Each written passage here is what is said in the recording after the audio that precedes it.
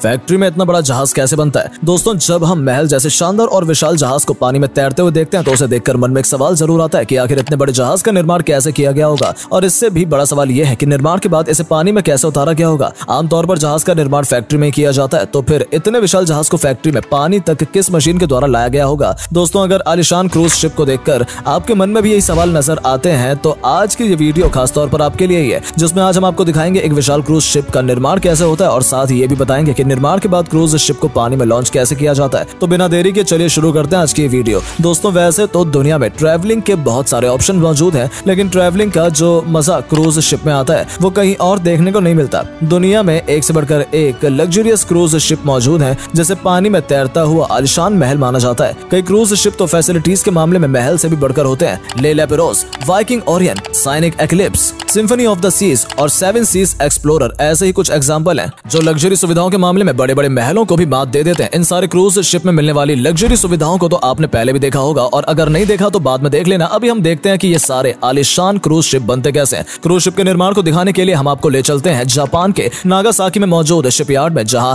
Mitsubishi ship building नाम की company जहाज का निर्माण करती है। आज के इस वीडियो में आप जिस जहाज को बनते देखेंगे उस जहाज का नाम है AIDA प्रीमा। इस विशाल जहाज की लंबाई लगभग 900 फीट और चौड़ाई 123 फीट है। वहीं इसका वजन लगभग 1,25,000 टन है।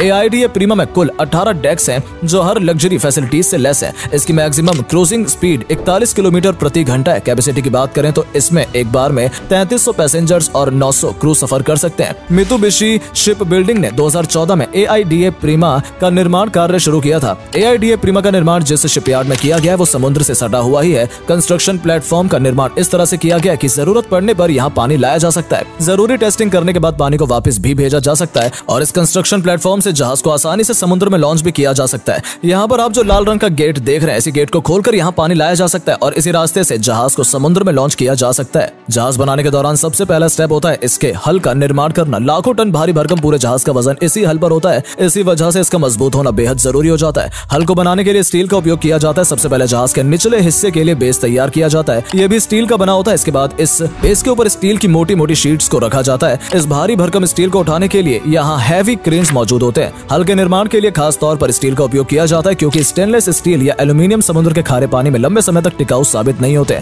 खारे पानी में स्टील के मुकाबले इन दोनों मेटल में ज्यादा जल्दी जंग लग सकता है। इसी वजह से जहाज के निर्माण में सामान्य तौर पर स्टील का उपयोग किया जाता है। बेस के ऊपर स्टील की शीट्स रखने के बाद उसके ऊपर फिर से स्टील के ही मोटे मोटे रोड्स रखे जाते हैं। फिर इन रोड्स को स्टील शीट्स के साथ वेल्डिंग करके जोड़ा जाता है। इस तरह से जहाज का पूरा हल तैयार हो जाता है। इधर शिपयार्ड में जहाज का बेस स्ट्रक्चर तैयार हो रहा होता है, तो वहीं दूसरी और फैक्ट्री में जहाज का बाकी हिस्सा भी बन रहा होता है। बेस स्ट्रक्चर के अलावा जहाज का बाकी हिस्सा छोटे छोटे ब्लॉक्स के तौर पर फैक्ट्री में बनाए जाते हैं, जिसे बाद में कंस्ट्रक्शन साइट पर लाकर जहाज में अटैच किया जाता है। जहाज कितना सुरक्षित और टिकाऊ होगा ये पूरी तरह से उसके हल पर डिपेंड करता है। इसलिए हल के निर्माण के दौरान कई सारे एक्सपीरियंस्ड इंजीनियर्स एंड डिजाइनर्स पूरे निर्माण कार्य की निगरानी करते रहते हैं। मॉडर्न शिपयार्ड्स में निर्माण कार्य को आसान बनाने के लिए कंप्यूटर एडेड डिजाइन प्रोसेस की भी मदद ली जाती है, जो ह्यूमन एरर की संभावनाओं को काफी हद तक कम कर देता है। हल तैयार होने के बाद इसके ऊपर जहाज के फ्लोर्स बनाए जाते हैं। फ्लोर्स का निर्माण भी स्टील से किया जाता है और इसे भी वेल्डिंग करके आपस में जोड़ा जाता है। स्टील शीट्स को मजबूती प्रदान करने के लिए उसके साथ रोड्स भी लगाए जाते हैं, जो कि मजबूती प्रदान करने के साथ ही स्टील शीट्स को आपस में जोड़े रखने में भी मदद करता है। बेस स्ट्रक्चर तैयार होने के बाद बारी आती है इसकी टेस्टिंग की। जहाज में किसी प्रकार का लीकेज है या नहीं, इसे चेक करने के लिए कंस्ट्रक्शन एरिया में पानी लाया जाता है और एक्सपर्ट इंजीनियर्स इसकी टेस्टिंग करते हैं। वाटर टेस्ट के अलावा अल्ट्रासाउंड टेस्ट, मैग्नेटिक टेस्ट और एयर लीक टेस्ट भी किया जाता है।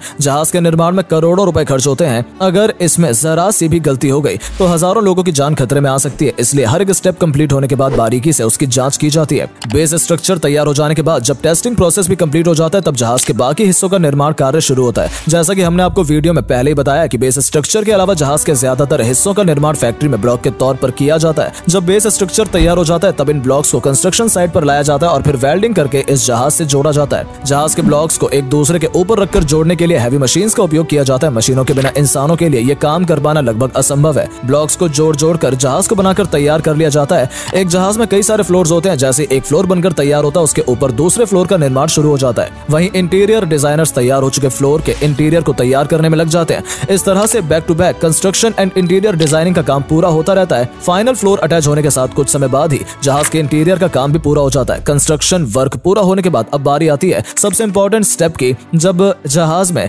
इंजन और प्रोपेलर्स अटैच किए जाते हैं। इन दोनों के बिना जहाज पानी में चल नहीं सकता। एक विशाल जहाज में लगाए जाने वाले इंजन और प्रोपेलर्स का आकार भी काफी बड़ा होता है, जिसे हैवी क्रेन की मदद से जहाज के निचले हिस्से में उतारा जाता है और फिर एक्सपर्ट इंजीनियर्स इसे जहाज के साथ अटैच करते हैं। इंजन और प्रोपेलर्स लगाते समय ही बाकी मैकेनिकल वर्क्स भी पूरे कर लिए जाते हैं। जहाज के बड़े बड़े प्रोपेलर्स भी स्टील के बने होते हैं। कुछ जहाज ऐसे होते हैं जिसमें पीतल के प्रोपेलर्स का भी उपयोग किया जाता है। जब जहाज बनकर तैयार हो जाता है तब इसके निचले हिस्से को जंग से बचाने के लिए इसके ऊपर जिंक एनोड लगाए जाते हैं, जो जंग से जहाज के निचले हिस्से की सुरक्षा करता है। जिंक एनोड लगाए जाने के बाद जहाज के निचले हिस्से में सैंड ब्लास्टिंग भी की जाती है। इस प्रक्रिया के तहत जहाज के आउटर सरफेस को स्मूथ बनाया जाता है। ये भी जंग से बचाने में इसकी मदद करता है। इसके बाद जहाज की बाहरी हिस्से पर एंटी कोरोसिव पेंट भी किया जाता है। इन सब के बाद जहाज पूरी तरह से सुरक्षित हो जाता है। जहाज के अंदरूनी हिस्से पर भी जंग का खतरा होता है, इसलिए अंदर भी एंटी कोरोसिव पेंट किया जाता है। जहाज को पूरी तरह से सुरक्षित बनाने के बाद अब बारी आती है इस खूबसूरत बनाने की। इंटीरियर का काम तो पहले से ही चल रहा होता है। इस दौरान इलेक्ट्रिकल वायरिंग, प्लम्बिंग, डेकोरेशन इत्यादि जैसे काम किए जाते हैं। जहाज के अंदर अलग अलग फैसिलिटी वाले लग्जरी कमरों का उपयोग किया जाता है। क्रूज शिप के अंदर एंटरटेनमेंट के लिए भी कई सारी चीजों का निर्माण किया जाता है ताकि लोगों को अपने सफर के दौरान बोरियत महसूस ना हो। जब जहाज पूरी तरह से बनकर तैयार हो जाता है तब उसे समुद्र में उतारकर